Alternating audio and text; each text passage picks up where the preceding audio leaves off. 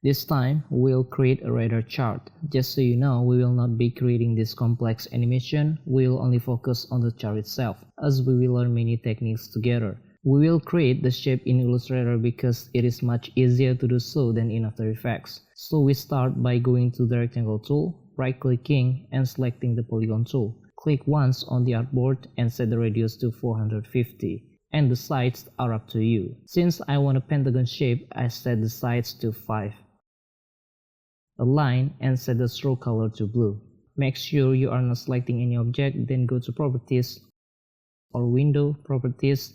In the Properties panel, look under Scale Strokes and Effects. Make sure this is unchecked because we will decrease the scale of this shape. If we check it, select the shape, press Ctrl C to copy, then Ctrl F to paste in front, and decrease the scale. And see, the stroke thickness changes. However, if we uncheck it, the thickness remains the same as before. Next, we will create this blend shape. Select both shapes, go to Object, Blend, and Make, or use this shortcut. It will automatically add one object inside. How do we add more? Go back to Blend and select Blend options. Check Preview, and under Spacing, select Specified Steps. You can set any number, but for this chart, I will set it to full. Here, it's 20, 40, 60, 80, and 100. Once done, click OK. Next, we will add the lines. Press the backslash key on the keyboard, then draw the line.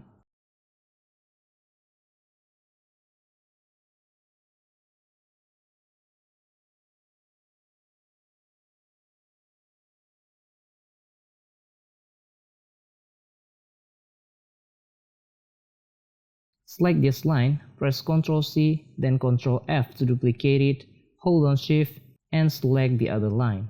Set the reference point to the center right, then in the Properties panel, select Flip along horizontal axis. We can do the same for the line below. Draw the line, Ctrl C and then Ctrl F to duplicate, hold on Shift, select the middle line. Select the left center and flip.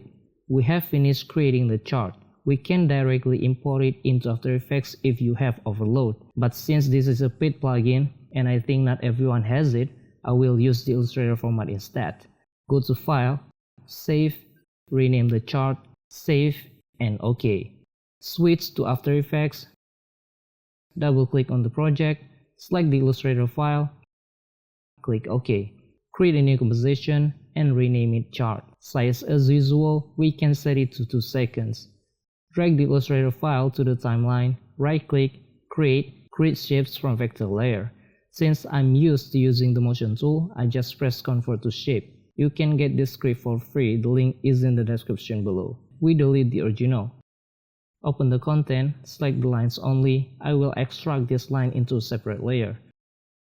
We'll focus on just 2 lines.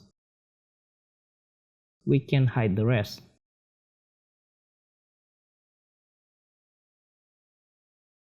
Next, we will duplicate one of the pentagon to extract it into a layer, whichever one you prefer. I think I'll choose this one. Press Ctrl D to duplicate, then extract. Rename the stat, add a fill, and lower it by about 45.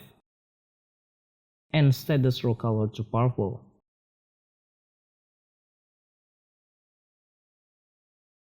Type path, select the path, go to the window menu, create null from path. As you can see, I have 3 identical scripts but with different names. Their functions are basically the same. Let me explain first. Create null from path is a built-in script in After Effects. It is available in every version of After Effects 15 and above. Next, the extended version is an upgrade version of the built-in one. It was created by Crunchy Creatives and you can get it for free. The link is in the description. And for the fixed version, I will explain later. Let's just choose the default one for now.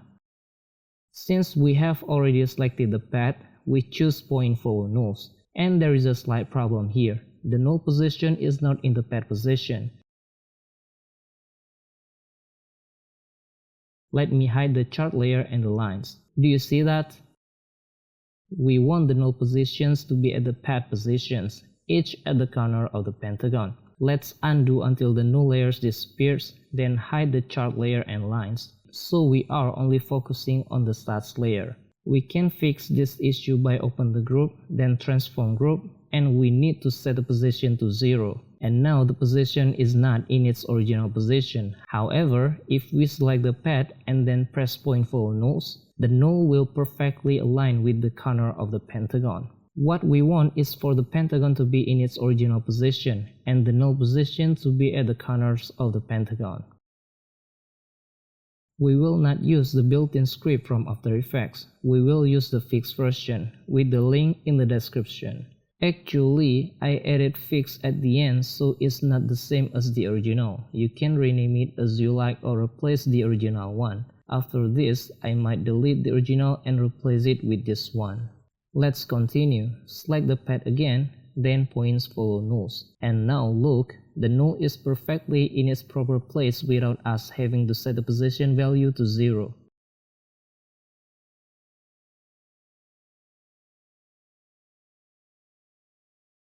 Since we are only focusing on 2 lines, we only need these 2 nulls. Next, we will make the corners of this pentagon snap to this line.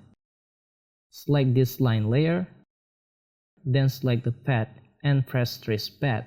Go to Effect Control, we have Progress and Loop. We don't need the loop, open the keyframe. As we can see, the progress is 0, but the null is on top. When it's 100, it's on the bottom. We want the opposite, the bottom at 0, the top at 100, because the higher the value, the higher the statistics. Undo first, before selecting trace pad, select the pad. Since we want the bottom at 0, we must select the bottom pad. Right-click, Mask and Shape Pad, then set first vertex. Once done, select the pad again, then trace pad. We don't need the loop, so uncheck it. And look, below 0 and above 100. And delete the expression in the progress property by holding Alt and click once on the stopwatch, or delete the text, or disable the expression. Select the null stats, open the position, then parent it to the trace position. Now, when we adjust the value, the top pad moves according to the progress value. We can also add points at the corners. For example, like this. Then parent the position to the trace. That's the basic process.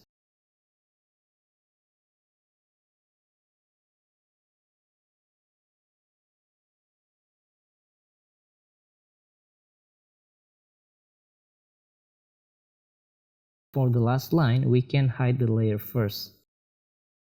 Same as before, select the line, then the pad, select the bottom pad, right-click, Mask and Shape Pad. First vertex, select the pad again, then trace pad. And the null position becomes weird. Another issue. The solution is first open the group, transform group, set all position values to 0. Now hit P to open the position properties, then copy or edit and copy. Next, select the trace layer for this null and parent it to the line layer.